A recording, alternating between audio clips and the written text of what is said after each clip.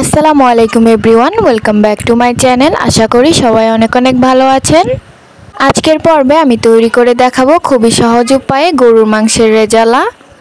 আমার ভিডিওটি ভালো লাগলে চ্যানেলটিকে সাবস্ক্রাইব করতে ভুলবেন না। তো চলুন কথা না বাড়িয়ে রেসিপিটি শুরু করি। রেজালা তৈরির জন্য আমি এখানে 1 কেজির মতো গরুর মাংস নিয়েছি। রেজালার জন্য আমি একটা স্পেশাল পেস্ট তৈরি করে নেব। এখন তার জন্য এখানে দিয়ে দিলাম 6টা কাজু বাদাম, 7-8টা কাঠবাদাম, কিছুটা কিশমিশ। এবার এখানে দিয়ে দিব 1 কাপ পেঁয়াজ বেরেস্তা, পরিমাণ মতো টক দই দিয়ে দিব। এবার এটাকে আমি ব্লেন্ড করে নিব। আমি কড়াইতে তেল গরম করে নিয়েছি। এবার এর মধ্যে আমি 1 কাপ পেঁয়াজ কুচি দিয়ে দিব। এবার এতে দিয়ে দিব কয়েকটা দারুচিনি ও এলাচ। এবার সবগুলোকে একটু ভেজে নিব।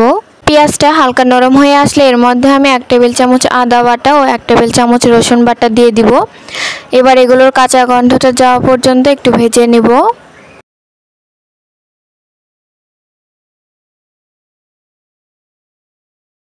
এখন এতে দিয়ে দিব 2 চা চামচ মরিচের গুঁড়ো। আপনারা আপনাদের স্বাদ অনুযায়ী ঝালটা ব্যবহার করবেন। হলুদের গুঁড়ো দিয়ে দিব 1/2 চা চামচ, ধনিয়ার গুঁড়ো 1 চা চামচ, 1 টেবিল চামচ গরম মশলার গুঁড়ো, লবণ স্বাদ অনুযায়ী। এখন অল্প একটু পানি দিয়ে মশলাটাকে আমি কষিয়ে নেব।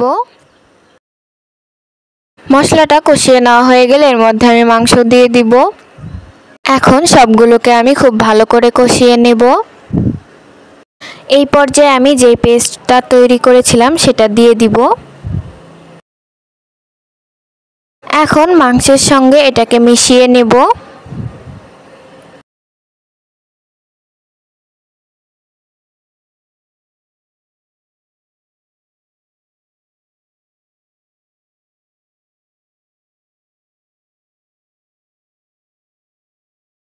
আমার মাংসের উপরে তেল ভেসে উঠেছে, মানে মাংসটা কষানো হয়ে গিয়েছে। এখন আমি এর মধ্যে পরিমাণ মতো পানি দিয়ে দিব।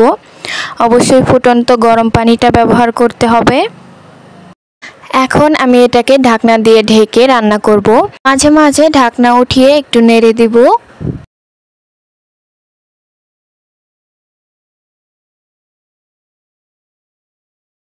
আমার রেজালাটা তৈরি হয়ে গিয়েছে। এখন আমি এটাকে নামিয়ে নিব।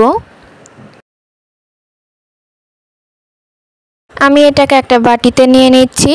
তৈরি হয়ে গেল আমার গরুর মাংসের রেজালা, খুবই সহজ উপায়ে আর অল্প কিছু উপকরণেই কিন্তু তৈরি করা যায়।